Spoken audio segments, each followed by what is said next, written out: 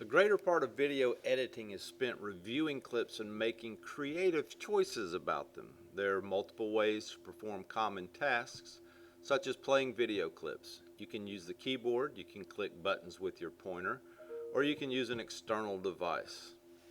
So let's open up this Theft Unexpected bin. Click the icon view button, change it to icon view, and use the zoom control to set the thumbnails to a size that you are happy with. We want you happy. Hover your pointer over any of the thumbnails in the bin.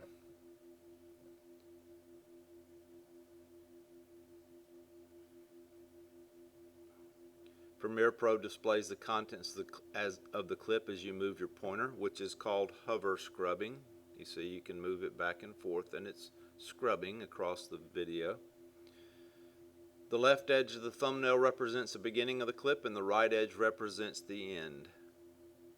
So there's your beginning, there's the end of that particular clip. While you're hover scrubbing, a tiny navigator appears at the bottom of the thumbnail. So you can see that little bitty black dot right there. Select a clip by clicking it once. Don't double click it, just click it once.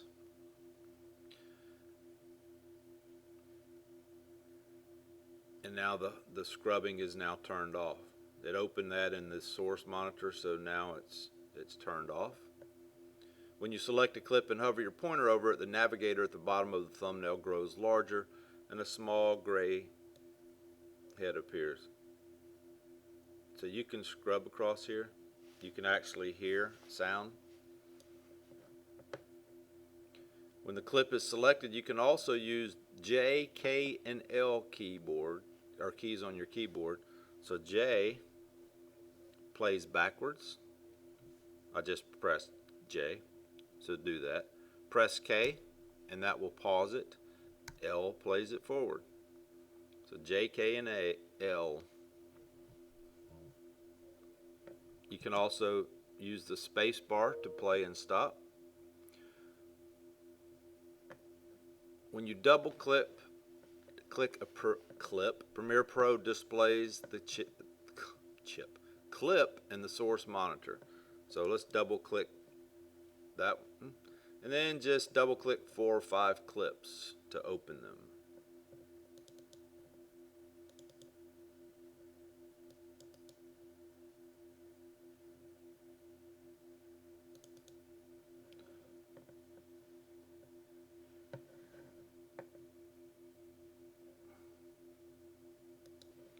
So now that you've added several clips there, we're going to open the source monitor panel menu, or just click right here and you can see these are all the ones that I selected. You would have selected something different most likely. Open the zoom level menu at the bottom left of the source monitor. Sorry, I just got an announcement. The zoom level menu is at the bottom left right here where it says fit. By default it's set to fit, which means Premiere Pro will display the whole frame regardless of the original size. The resolution of your clips will often be higher than that of your source monitor. So let's change this to 100%.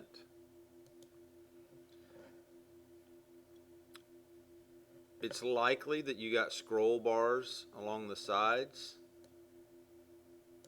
And all of these things depend on the size of your monitor and the resolution of your monitor. If you got a very high resolution screen, it's possible the image got smaller. Don't know what yours did, but mine didn't. Now choose fit, go back and choose fit, and you can see everything. Let's now look at the source monitor playback controls. Double click the shot excuse me, not the excuse me tilted, and this is just so happens that's what I have up there. And that'll open it in the source monitor. At the bottom of the source monitor you'll find a blue playhead marker that you can drag back and forth to view various parts of the clip. You can also click wherever you want the playhead to go. So if I just click over here somewhere, I can bring it over there. Below the timeline ruler, or the time ruler and its playhead, there's a scroll bar that doubles as a zoom control. It's talking about this little bar right here. You can drag this in and out, which will help you as you go through it.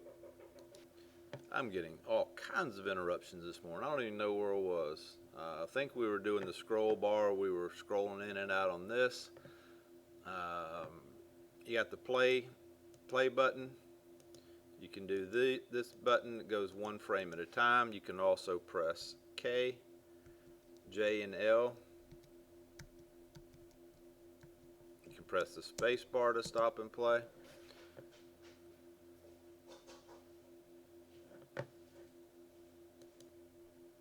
Well, just got interrupted again. I'm not sure what we were doing. I think we were just playing and looking at this. So if you got an older or slower computer, some of your clips may struggle to play all the frames.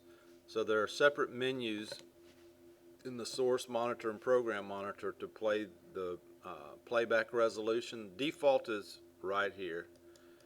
You can change that depending on your computer.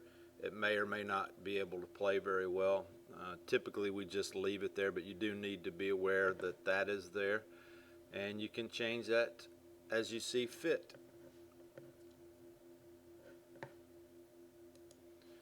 There is also a time code display in blue, which is right over here, which shows you where you are in the clip. And so there's sometimes that you have to go to a certain point in the clip, and right over here is where you'd see where you are. And for example, this right here, 1:54:03:07 means 1 hour 54 minutes 3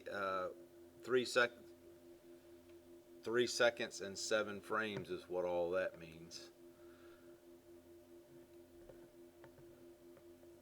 There are what's called safe margins.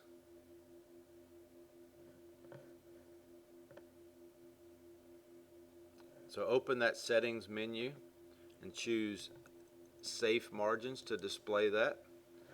And what that is, TVs often crop the edges of a picture to achieve a clean edge. So the outer box is the action safe zone, so you need to aim to keep important action inside that box, so when the picture is displayed, edge cropping doesn't hide what's going on. The inner box is called title safe. Keep the titles and graphics inside that box, so even on a badly adjusted display, your audience will be able to read the words. The good TVs we have these days crop the frames less, and online videos are not cropped at all. So need to be aware of that. So this is a great time to stop this recording, and hopefully I won't get interrupted on the next one.